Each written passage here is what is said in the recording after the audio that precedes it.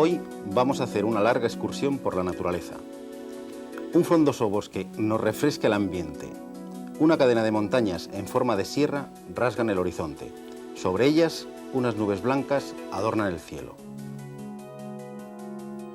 Difícilmente podríamos representar los elementos de este paisaje utilizando la geometría clásica, la geometría de las rectas y de las curvas, la geometría de Euclides.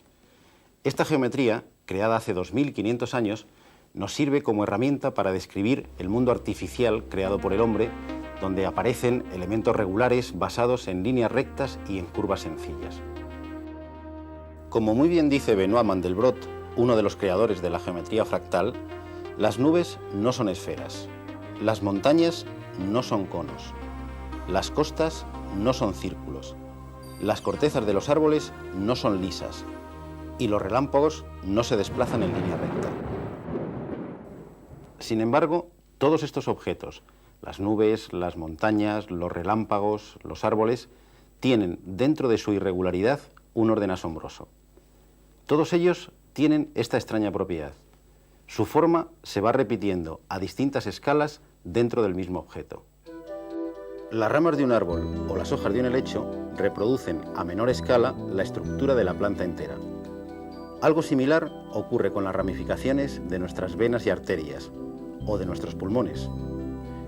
En todos estos casos, al aumentar la escala con la que vemos el objeto, las irregularidades, en lugar de suavizarse, parece que se mantienen al mismo nivel, haciéndolo semejante al modelo entero. Esta propiedad, tan difundida en la naturaleza, fue bautizada por Mandelbrot como autosemejanza. Él también acuñó el término de fractal para definir estas configuraciones irregulares y autosemejantes. Pero, ¿qué es un fractal? En la geometría clásica, los objetos tienen dimensiones enteras. Así, una cuerda tiene dimensión 1. En cambio, un polígono tiene dimensión 2. Una esfera o un poliedro son tridimensionales. En cambio, las curvas fractales como esta pueden serpentear tanto dentro de un plano que casi llegan a rellenar las dos dimensiones del mismo. Esta figura es una línea, por tanto, según la geometría euclídea, su dimensión debe ser 1. Pero casi rellena partes del plano, es decir, su dimensión también debería ser 2. Por esta propiedad se asigna a estas curvas dimensiones fraccionarias, números comprendidos entre 1 y 2. Cuanto más serpentee, más próxima estará su dimensión a 2.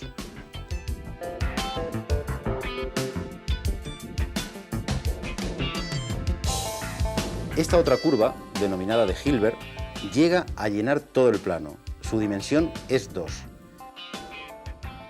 El primer problema que nos plantean los objetos fractales es determinar su longitud.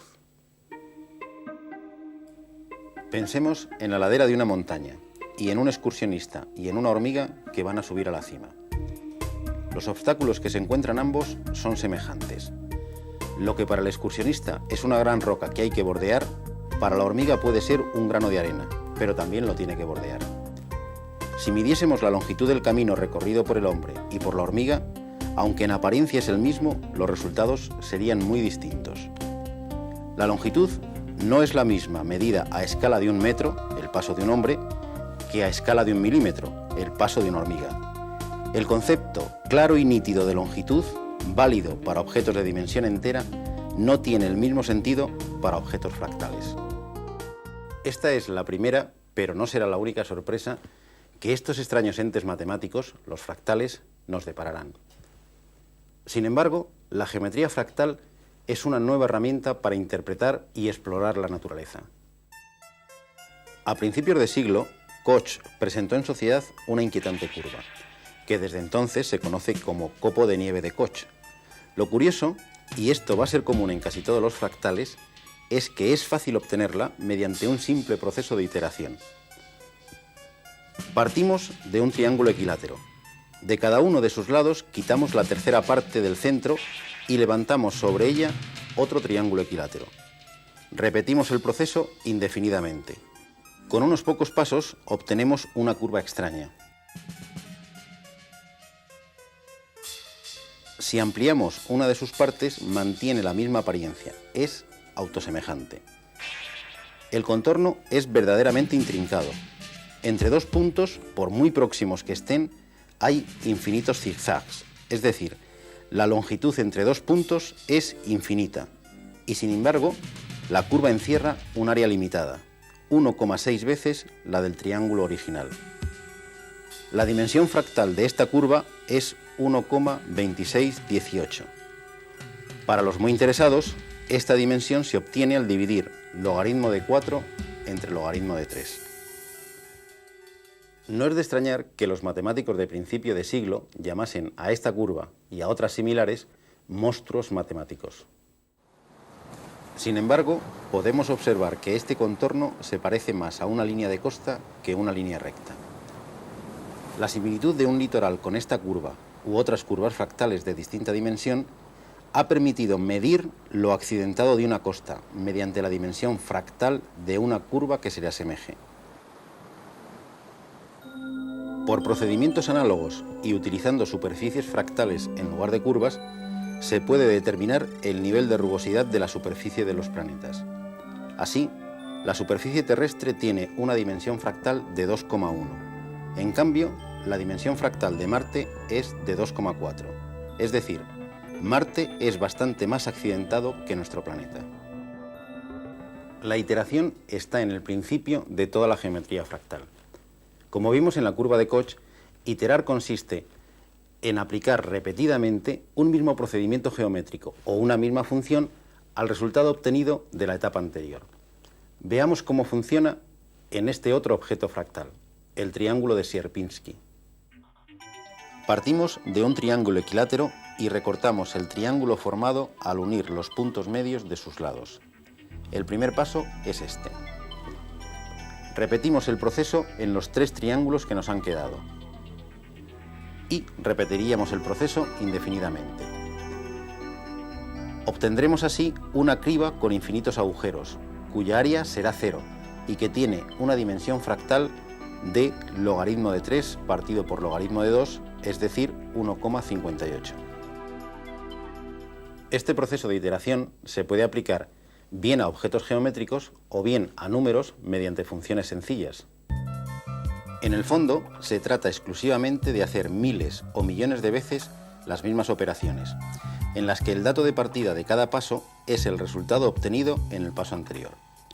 Y esto es lo que realizan a la perfección los ordenadores. Gaston Julia, matemático francés, estudió las iteraciones de funciones sencillas como esta, donde c es una constante. Pero en lugar de utilizar números reales, usó números complejos.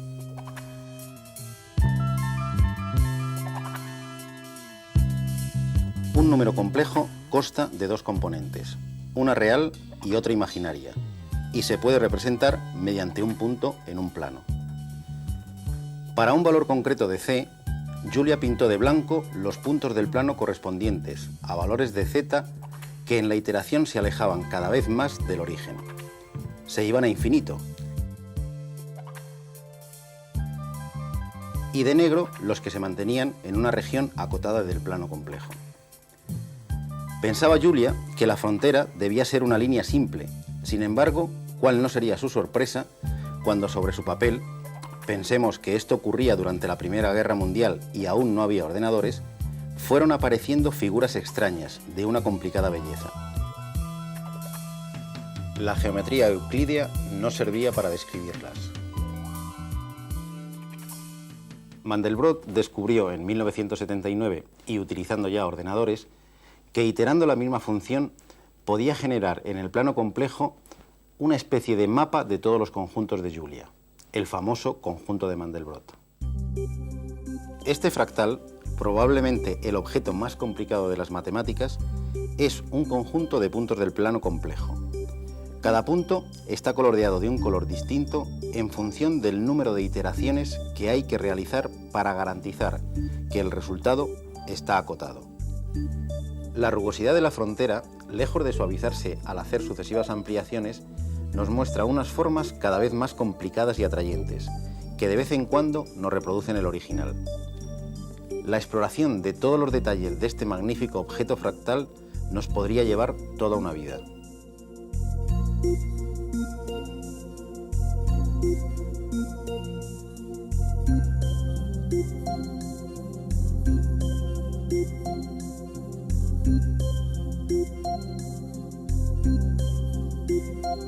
todo ello realizando una sencilla operación matemática, la iteración de esta función compleja.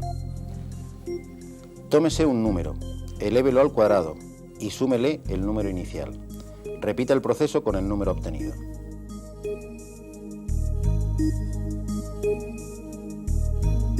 En las 2 últimas décadas, miles de matemáticos y de informáticos se han dedicado a iterar otras funciones, obteniendo un espectacular muestrario de figuras fractales, muchas de las cuales nos recuerdan de una forma increíble a objetos de la naturaleza. Michael Barclay consiguió mediante un sencillo programa una réplica casi exacta de una hoja de helecho. Hoy, con un simple ordenador personal, podemos jugar a ingenieros genéticos generando simulaciones de las ramificaciones de nuestras propias plantas o creando nuestros propios paisajes fractales.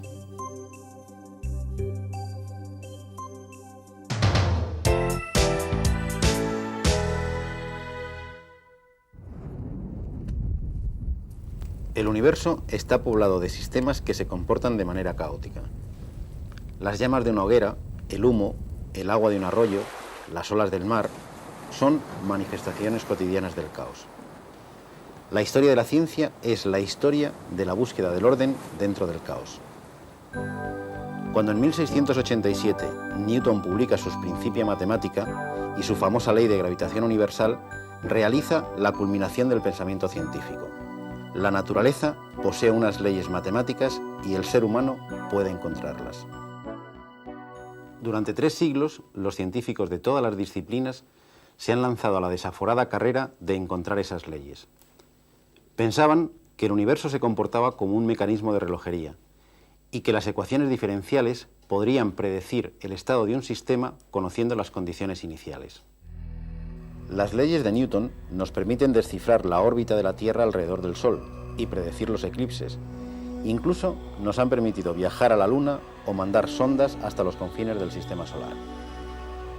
Pero estas ecuaciones, que podían servir para sistemas simples, son incapaces de predecir el estado de las partículas de gas encerradas en un globo o de las miles de gotas que forman un torrente. A lo largo del siglo XIX, los científicos resolvieron en parte esta dificultad utilizando el análisis estadístico de cantidades promediadas, que trabaja con cantidades globales de movimiento. No podremos determinar el movimiento de cada una de las partículas del torrente, pero al menos sabremos lo que hará éste globalmente. A principios de siglo coexistían 2 paradigmas científicos: el determinista, que se utilizaba para sistemas simples con pocas partículas y que utilizaba ecuaciones diferenciales, y el estadístico para sistemas complejos formados por muchas partículas con muchos grados de libertad en el que reina el azar. Lo que nadie podía sospechar es que sistemas simples formados por muy pocas partículas pudiesen tener un comportamiento caótico. En 1960, Edward Lorenz desarrolló un modelo matemático para realizar previsiones del tiempo. Este modelo era bastante simple y contemplaba solo 3 variables que rigen el movimiento de convección, relacionadas entre sí mediante 3 ecuaciones diferenciales que ya se han hecho famosas. Lorenz puso a trabajar su ordenador. Cada minuto simulaba el paso de un día. Con sorpresa, comprobó que una diferencia de menos de 1 milésima en una de las variables, al cabo de unos pocos minutos, unos días en la simulación, producía un estado climático totalmente distinto. Había descubierto la segunda gran característica de los fenómenos caóticos. Una pequeña variación de las condiciones iniciales produce grandes cambios en el sistema a lo largo del tiempo. Es lo que se conoce como efecto mariposa. El batir de las alas de una mariposa en una selva africana puede producir, dentro de unos meses, un huracán en el Pacífico. La primera característica del caos es que es impredecible a largo plazo. Pero incluso en los fenómenos caóticos aparecen ciertas regularidades, es decir, un cierto orden. Este orden se investiga mediante el espacio de fases del sistema. Este espacio de fases es como la radiografía del sistema. Cada punto representa al sistema en su conjunto en un momento dado. Aparecen ciertos atractores a los que se acerca el sistema. Lorenz descubrió uno de ellos para su modelo climático, conocido como mariposa de Lorenz. Ustedes podrían pensar que los fenómenos caóticos son cosas que solo afectan a los matemáticos o a los físicos. Por desgracia o por suerte, los sistemas caóticos aparecen en los lugares más dispares. La evolución de una epidemia, el desarrollo de la población de una determinada especie animal en un ecosistema cerrado, las reacciones de la bolsa y de la economía en general, nuestra atmósfera y hasta el sistema solar son sistemas caóticos.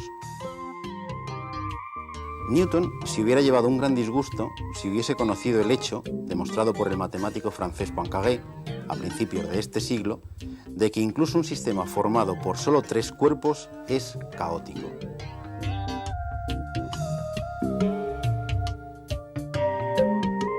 En su nacimiento, allá por los años 70, el caos y los fractales no parecían estar relacionados, pero los dos son hermanos matemáticos. Ambos buscan la estructura profunda de la irregularidad.